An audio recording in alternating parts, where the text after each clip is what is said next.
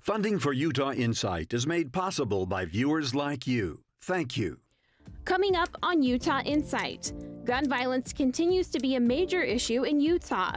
We see more weapons-related incidences on our campus since before the pandemic. Lawmakers and communities are grappling with solutions to prevent future tragedies.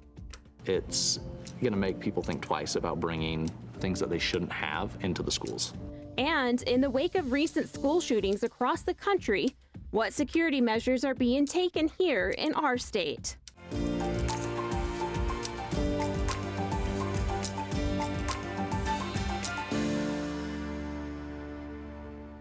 Welcome to Utah Insight. I'm Rayanne Christensen.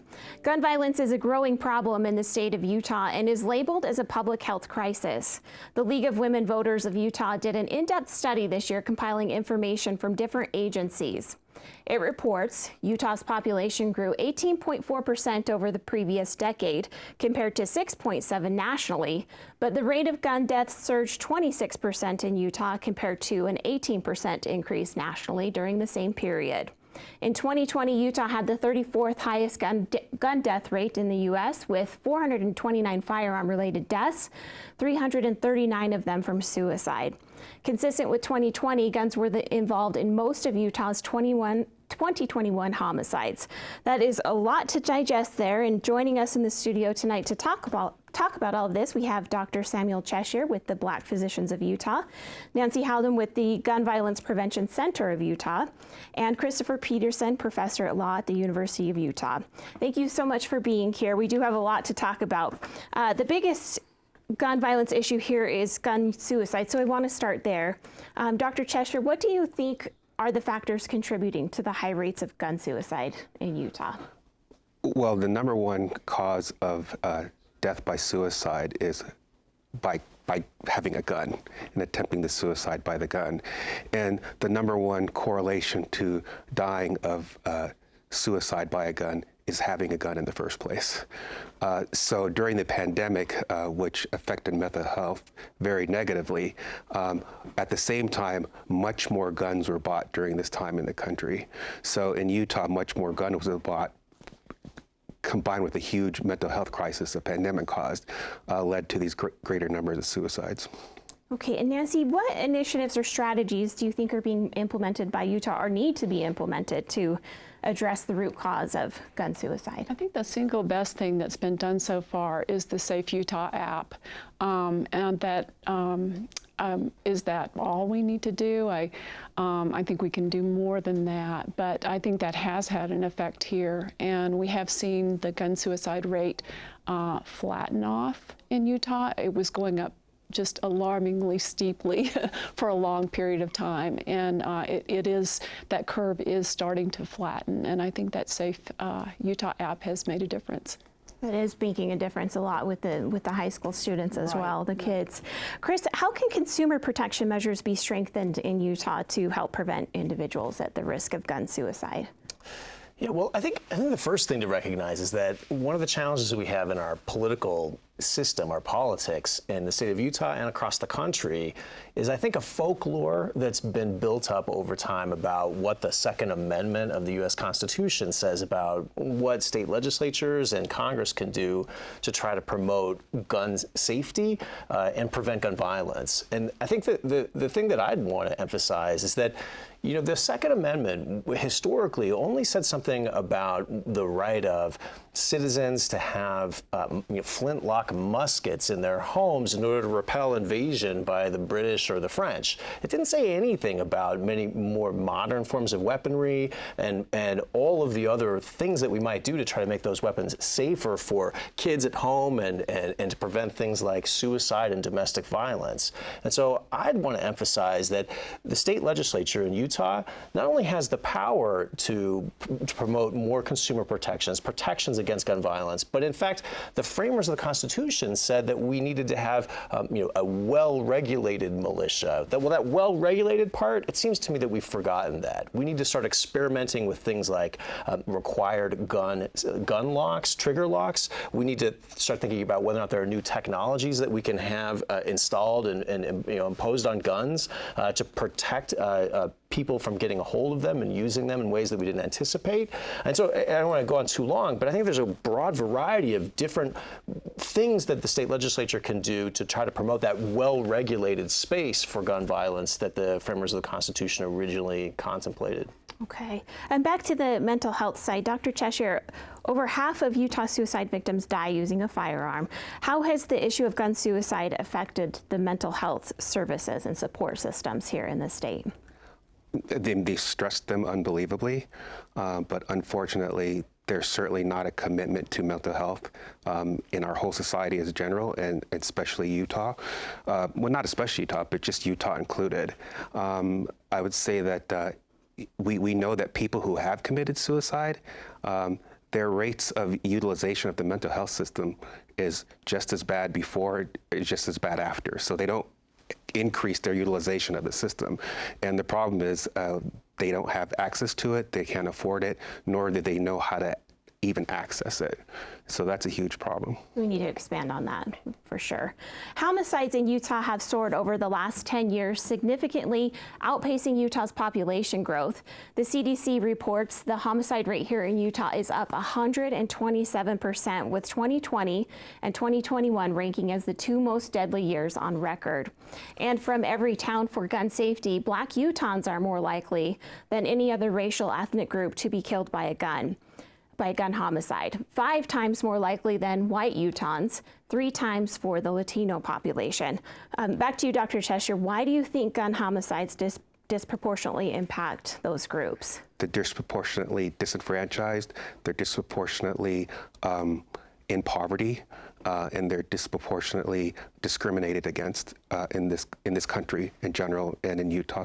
So this has been well studied over many, many decades, and those are the root causes of increased gun violence in the Black community. Do you think education is the key to fixing it? No, I don't. We've tried to, it's like educating people not to be prejudiced. It's like educating a red zone away. It's like educating a whole area that's been disenfranchised.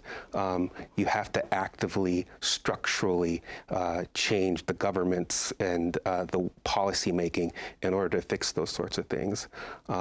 You know, there used to be a war against poverty in this country, and it was incredibly successful for the white population.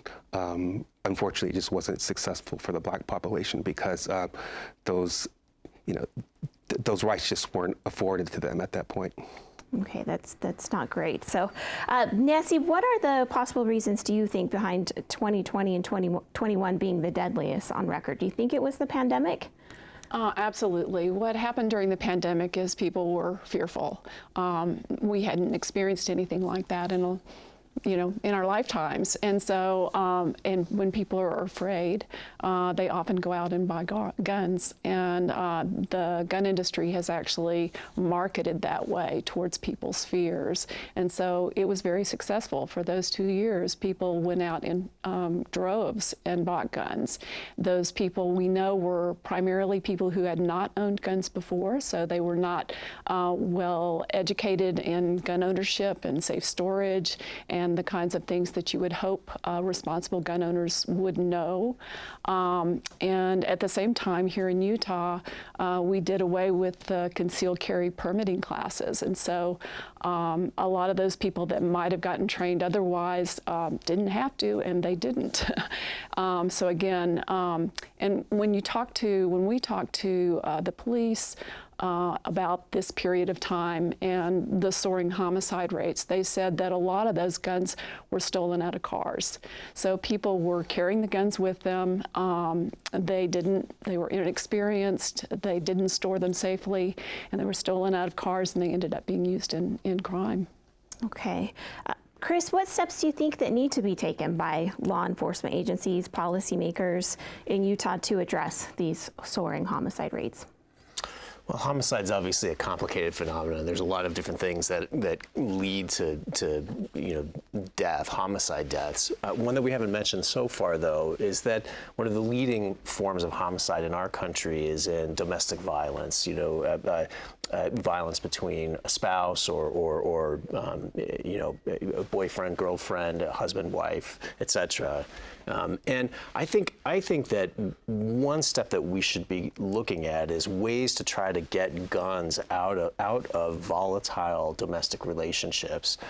We have a system in place for establishing protective orders, but I think that the state legislature, states around the country, and Congress need to look into trying to provide better vehicles for removing guns from situations when, a husband and a wife, a domestic partnership are breaking up. That's one of the most vulnerable times for women when tensions are running high. People are the couple is feeling hurt, and if a gun is there, a simple fight, a squabble can escalate to where somebody dies. We need to get guns better regulated and out of those situations. Okay, Dr. Cheshire, I would love to hear your response to this, because same with suicide. If they have access to the gun, it's there. That's when it's being used, similar with domestic violence. Yeah, I'm glad he brought up the situation. There are 1 million women in the United States who have been shot right now, and 70% of them were shot in a domestic violence situation. So that is a huge problem. Of course, having access to the gun allows you to use the gun, and the number one correlation of dying by gun violence is the presence of a gun. It's not mental health. Which is what we tend to focus on when these sort of incidents happen. That's a very important issue. I wanted to talk about your idea of looking at the Constitution in a different way. That's a very important point, but we live in a system right now where the current Supreme Court interprets it as unfettered access. And in this country, historically, we've said, well, we're going to give broad access to guns, and on the margins figure out who shouldn't have a gun. Whereas most societies and our Western peers, they want to limit guns for almost everybody and figure out on the margins who actually needs a gun. And we're actually one of the very few Western countries, at least, that has guns for protection. Most people, even in places like Switzerland and Iceland with higher gun rates, they don't have guns for protections. They have guns for hobby, sport, and hunting. And 50% of the guns bought in the U.S. are handguns for protections. So I think it's going to be tough to legalize ourselves out of this because historically we just aren't there, and currently the state of the Supreme Court isn't there to increase regulations, despite the fact that most people want them. Do you think we're going to get there? Well, yeah. So there's a lot of what you're saying that I agree with 100%. And the case that really paved the way for what you're talking about was the D.C. versus Heller decision back in the early 2000s, written by Justice Scalia. And it was a 5-4 decision, a very close decision. And it was the first time in over 200 years where the U.S. Supreme Court held that there was an individual right to bear arms for self-protection. Earlier decisions in the late 19th century, the early 20th century, had a very narrow reading of the Second Amendment. But it was only a 5-4 decision. But even in that case, in some of the more recent Supreme Court cases, there's a lot of dicta, language in the Supreme Court's decisions that say that safety regulations are still permissible, and part of that is still grounded in the well-regulated clause within the Second Amendment.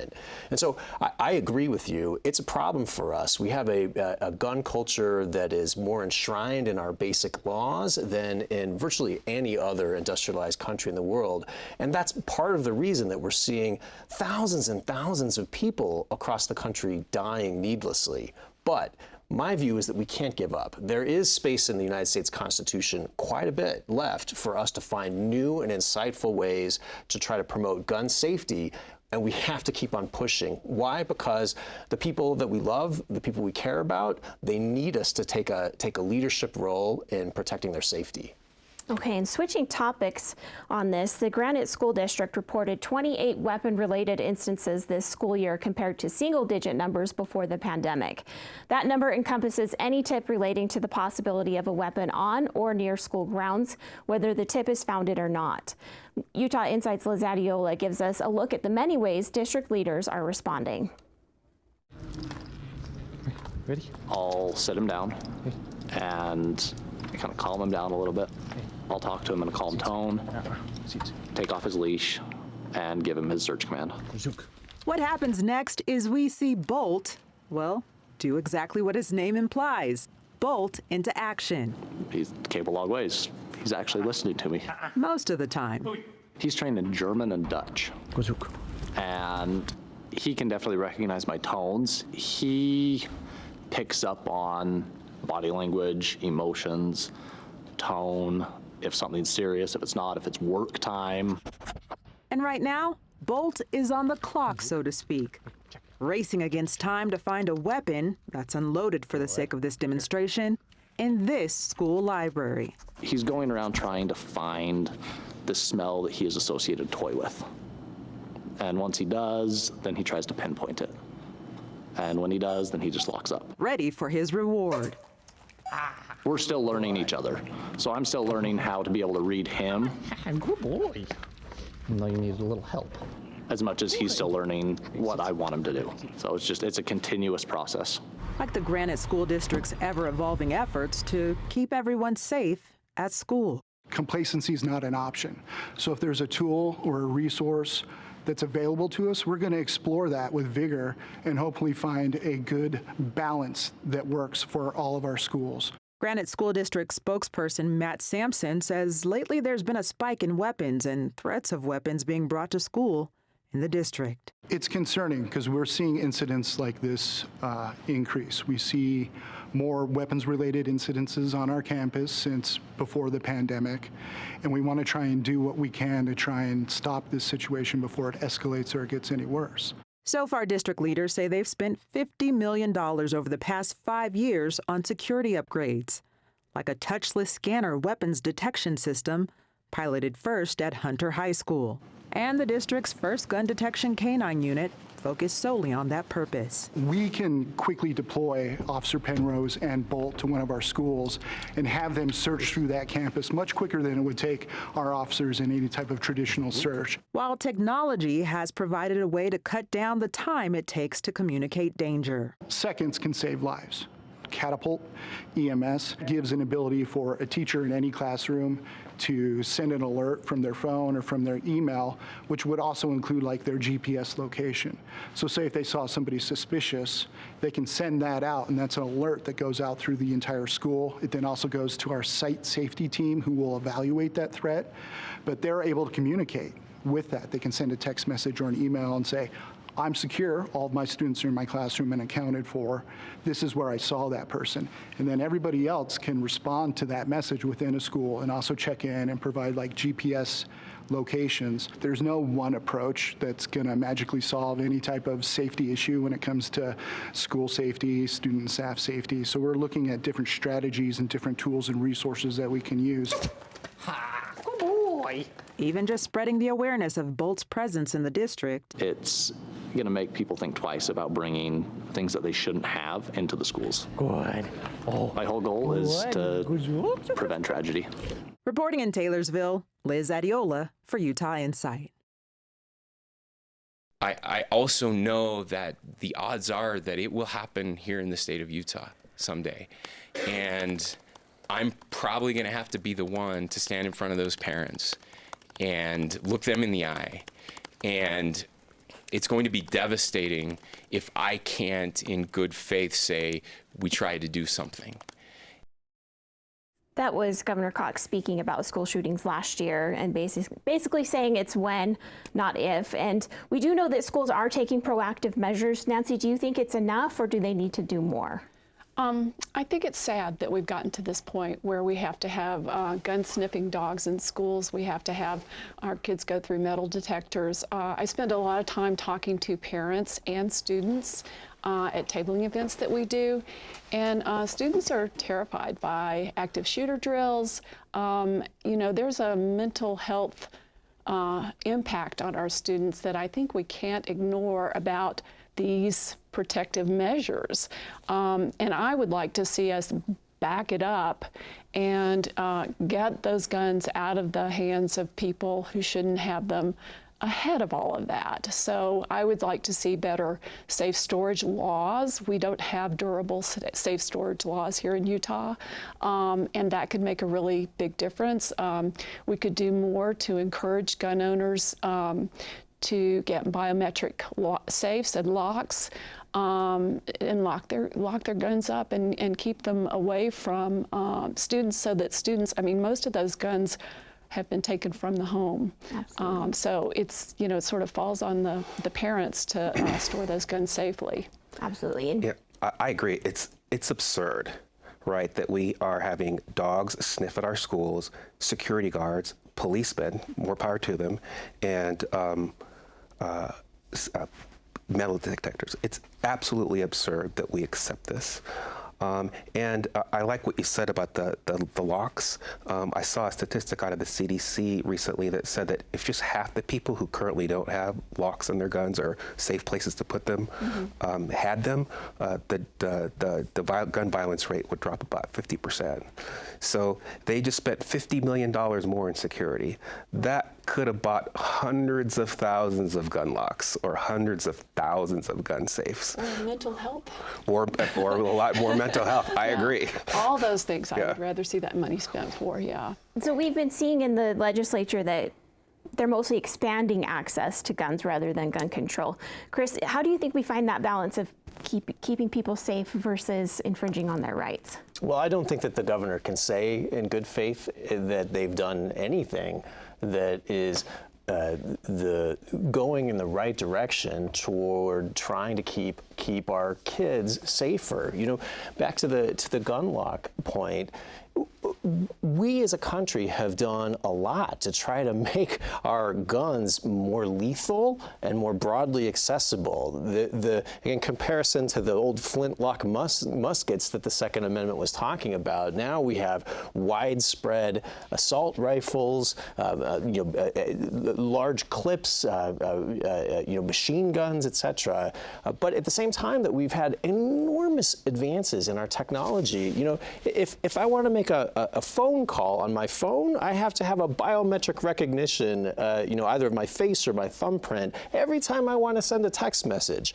But if I want to take out a gun or have a gun that's available for a child to shoot somebody, we don't have anything along those lines in terms of biometric recognition. That's an area where we could continue to have guns available, as some folks in our community want, but where we could use emerging technologies to better protect children. Okay, and Dr. Cheshire, I wanted to talk to you about the mental health aspect. I know that parents and kids are scared to they're scared to go to school. Parents are scared to send their kids to school. How can we get through this? Like, I know it is scary going through, a detector and having all of those things. It's got to be playing an impact on their mental health. Yeah, I mean, so logically, there's two things you can do. You can provide more mental health resources for them, in-school counselors, and resources of that nature for them to deal with the situation. Or the other logical thing to do is, like she said, just sort of back up on all of that and start doing more constructive things that will actually reduce the gun violence in the first place. Keeping guns out of unsafe hands. Absolutely. Yeah, we've got to do a better job of that. And you touched on the crisis intervention orders, the extreme risk protection orders. That is a really good law that could save a lot of lives here in Utah. It touches on, I think, the three things that people are, our two biggest problems: gun suicide and domestic violence homicide. And it also has been very effective at heading off mass shootings. So, and there's federal money for that now. So there's really no reason. 19 states have adopted that. It's has a long track record. There's in some states it's been used for 20 years. So there's a lot of data that shows, and especially with suicides, it's very successful law. I think those laws need to be implemented in the appropriate way. For instance, there was a red flag law that should have stopped the shooter in Buffalo, but it did not. And people look at that as a criticism against those red flag type of laws, when the reality was a year before that, that person was actually attempting suicide and attempting to kill others, and he got put in by the police. And for whatever reason, the police didn't put the red flag law in. But the red flag law was actually quite new, so the police may not have been informed. And where it looks like they work the best is when there's specific parts of the police department that are trying to enforce those red flag laws. There's specific programs within them. So I would hope that the state legislature gets on board with that, but I hope that they would implement those laws in a proper way, that they're actually effective. Yeah, there needs to be a lot of education in the system, not just with the police, but also with the health community about how to implement those laws and effectively. Okay, and we are almost out of time, but I do want to give you 30 seconds, Nancy, to talk about what's going on with the tool on the desk. Yeah, so I brought a prop. This used to be a gun. We have an event this Saturday from 9 until noon at Christ United Methodist Church on 33rd South. And what we do is we take guns that are no longer wanted or being used, and people feel like they might be a liability in their home. They want to make sure that they are not going to get into the wrong hands. This was the barrel of a gun, and it was flattened out, and this was the stock of a rifle. And we send the parts to Raw Tools in Colorado, and they make these beautiful garden tools. Hope you can see the detail there on the Thank you. I'm glad we got that in. Yeah, and we are thank out you. of time. It goes by so fast, especially with these deep topics. So thank you so much for being here. Another important topic discussed, and we will see you back here next week.